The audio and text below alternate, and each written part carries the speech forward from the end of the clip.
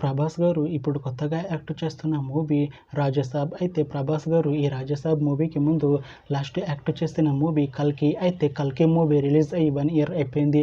అయితే కల్కి movie release అయ్యి మంచి హిట్ అయింది. అయితే కల్కి మూవీతో ప్రభాస్ గారికి ఒక మంచి హిట్ వచ్చింది.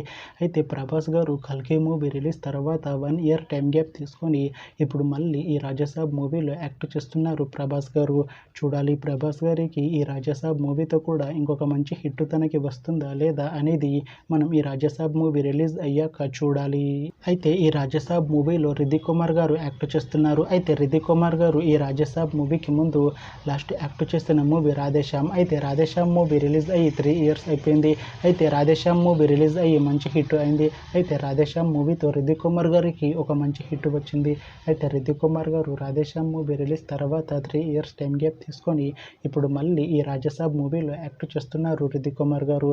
చూడాలి రితిక్ కుమార్ గారికి ఈ రాజసాబ్ మూవీతో కూడా ఇంకొక మంచి హిట్ తనకి వస్తుందా లేదా అనేది మనం ఈ రాజసాబ్ మూవీ రిలీజ్ అయ్యాక చూడాలి.